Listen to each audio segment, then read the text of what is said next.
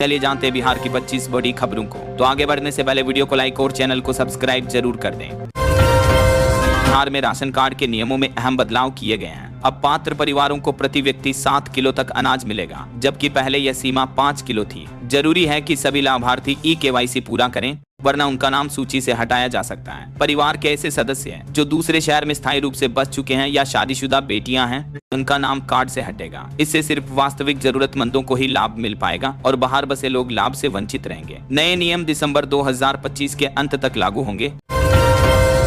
Bihar state 2025 के लिए online आवेदन प्रक्रिया फिलहाल रोक दी गई है। बिहार स्कूल परीक्षा बोर्ड बिसेब ने शुक्रवार को नोटिस जारी कर बताया कि तकनीकी कारणों से आवेदन की प्रक्रिया स्थगित की गई है। पहले आवेदन 11 से 19 कमेरीहार को मिलाइन आवेदन प्रक्रिया सितंबर के बीच होने थे, लेकिन अब नई तिथियों की घोषणा जल्द की जाएगी।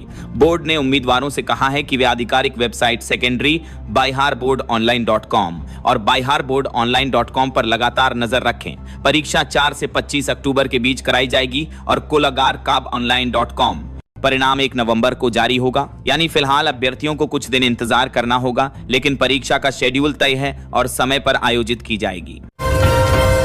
बिहार के शिवहर जिले के लोगों के लिए खुशखबरी है। यहाँ पहली बार ट्रेन सुविधा शुरू होने जा रही है। अभी तक शिवहर रेल कनेक्टिविटी से वंचित रहा है, लेकिन अब रेलवे ने इसके लिए काम तेज कर दिया है। जानकारी के अनुसार रेल परियोजना की डिटेल प्रोजेक्ट रिपोर्ट DPR तैयार की जा रही है। जैसे ही यह रिपोर्ट पूरी होगी और मंजूरी मिलेगी, निर्माण कार्य शुरू हो जाएगा। इस योजना से शिवहर जिले को सीधे रेल नेटवर्क से जोड़ा जाएगा, जिससे यहाँ के लोगों को यात्रा और व्यापार दोनों में सुविधा मिलेगी। ट्रेन शुरू होने के बाद लोगों को दूर दराज के शहरों तक पहुंचना आसान होगा और जिले के विकास की राह भी खुलेगी। अदानी पावर लिमिटेड ने बिहार के ऊर्जा क्षेत्र में बड़ा निवेश करने का ऐलान किया है। कंपनी राज्य के भागलपुर जिले के पीरपैंती में 2400 मेगावाट क्षमता वाला आधुनिक बिजली संयंत्र लगाएगी, जिस पर लगभग $3 अरब यानी करीब 26,482 करोड़ रुपए खर्च होंगे। इसके लिए अदानी पावर ने बिहार राज्य विद्युत उत्पादन कंपनी लिमिटेड BSPGCL के साथ 25 साल के लिए विद्युत आपूर्ति समझौता सा किया है। इस संयंत्र से Uttar Bihar power distribution company limited और Dakshin Bihar power distribution company limited को बिजली दी जाएगी।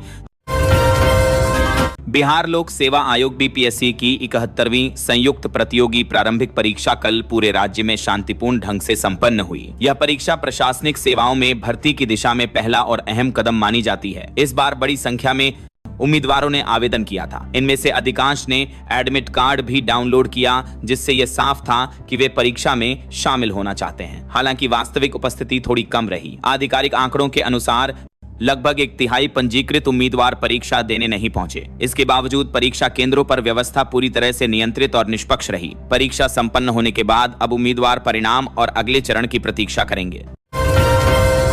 बिहार के सरकारी स्कूलों में कक्षा 1 से 8 तक की अर्धवार्षिक परीक्षाएं चल रही हैं, लेकिन पहले ही दिन अप्रत्याशित कारणों से कुछ परीक्षाएं स्थगित करनी पड़ी। इसका सबसे ज्यादा असर 7वीं और 8वीं के छात्रों पर पड़ा, क्योंकि उनकी सामाजिक विज्ञान और गणित की परीक्षाएं रद्द करनी पड़ी। इसको लेकर छात्रों और अभिभावकों में उलझन की स्थिति बन गई थी। अब राज्य शैक्षिक अनुसंधान और प्रशिक्षण परिषद सेट ने नया आदेश जारी किया है। परिषद ने संशोधित परीक्षा कार्यक्रम जारी करते हुए स्थगित की गई परीक्षाओं की नई तिथियां घोषित कर दी हैं। यानी अब छात्र तय नई तिथियों पर अपनी परीक्षा देंगे। इससे परीक्षा प्रक्रिया में पारदर्शिता और सुचारुता बनी रहेगी। बिहार सरकार की मुख्यमंत्री महिला रोजगार योजना को महिलाओं से भारी समर्थन मिल रहा है। इस योजना में अब तक 1 करोड़ से ज्यादा महिलाओं ने आवेदन किया है। योजना के तहत हर परिवार की एक महिला को स्वरोजगार शुरू करने के लिए पहली किस्त के रूप में 10,000 की आर्थिक मदद दी जाती है। आगे चलकर व्यवसाय शुरू करने पर पात्र महिलाओं को जरूरत के अनुसार 2 लाख रुपए तक की अतिरिक्त सहायता भी मिलेगी। आवेदन करने की सुविधा ऑनलाइन और ऑफलाइन दोनों तरीकों से उपलब्ध है। ग्रामीण और शहरी महिलाओं के अतिरिक्त सहायता भी मिलेगी। लिए अलग अलग प्रक्रिया तय की गई है। यह योजना महिलाओं को आत्मनिर्भर बनाने, परिवार की आर्थिक स्थिति सुधारने और समाज में महिला सशक्तिकरण को बढ़ावा देने में अहम कदम साबित हो रही है।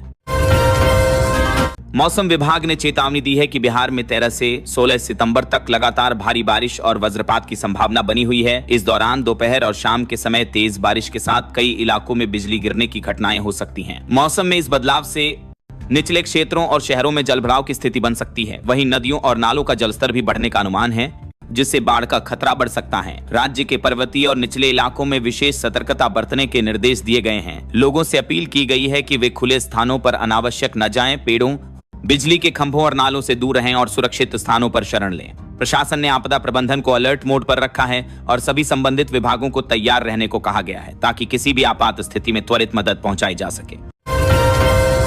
बिहार में 20 सितंबर 2025 से आई बस सेवा शुरू हो रही है जो 30 नवंबर तक चलेगी। इसका उद्देश्य त्योहारों के समय बिहार लौटने वाले लोगों को सुरक्षित और आरामदायक यात्रा उपलब्ध कराना है। इस अवधि में दशहरा, दिवाली और छठ जैसे बड़े पर्व शामिल हैं। सेवा के तहत दिल्ली, गुरुग्राम, नोएडा, गाजियाबाद, लखनऊ, कोलकाता, सिलीगुड़ी, पंचकुला और अंबाला जैसे करीब 12 शहरों से पटना, गया, मुजफ्फरपुर, दरभंगा, भागलपुर और पूर्णिया तक बसें चलाई जाएंगी। लगभग 38 बसें इस सेवा में शामिल होंगी जिनमें एसी और स्लीपर की सुविधा होगी। यात्री ई टिकटिंग और digital payment UP debit card से टिकट बुक कर सकेंगे। यह पहल ट्रेन टिकट की किल्लत और महंगे किराए से राहत देने वाला कदम मानी जा रही है।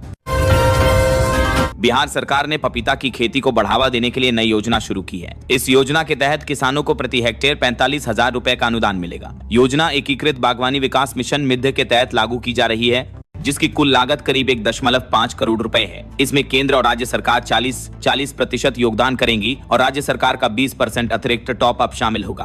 पपीते की खेती की मान्य लागत 75,000 रुपए प्रतिशत की लागत पर आकर 5 करोड़ रुपए है।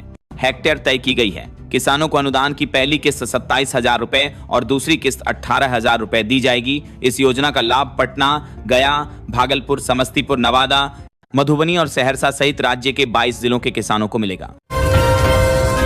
पटना में देश का पहला म्यूजियम टनल बनने जा रहा है जो बिहार म्यूजियम और पटना म्यूजियम को आपस में जोड़ेगा। इस सुरंग के बन जाने से दोनों संग्रहालयों को देखने आने वाले पर्यटकों को एक साथ बिहार की सांस्कृतिक धरोहर और ऐतिहासिक विरासत का अनुभव मिलेगा। बिहार म्यूजियम में आधुनिकता और नई तकनीक से गे और दिख जुड़े प्रदर्शनों का आनंद मिलेगा, जबकि पटना म्यूजियम में प्राचीन मूर्तियां, पेंटिंग्स और ऐतिहासिक कलाकृतियां सहेजी गई हैं। टनल के जरिए लोग आसानी से एक म्यूजियम से दूसरे म्यूजियम तक जा सकेंगे जिससे समय और यात्रा की परेशानी कम होगी। यह परियोजना न केवल पर्यटन को बढ़ावा देगी बल्कि बिहार की पहचान को भी नई ऊंचाई देगी।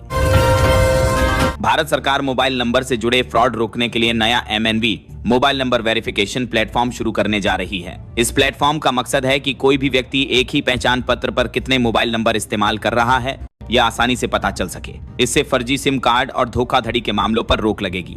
उपयोगकर्ता अपने आधार या अन्य आईडी से जुड़े मोबाइल नंबरों की जानकारी इस सिस्टम पर देख सकेंगे। अगर कोई नंबर बिना जानकारी के जुड़ा है तो उसे बंद कराने की सुविधा भी मिलेगी। यह पहल साइबर सुरक्षा को मजबूत करेगी और आम लोगों को मोबाइल फ्रॉड से बचाने में मददगार साबित होगी।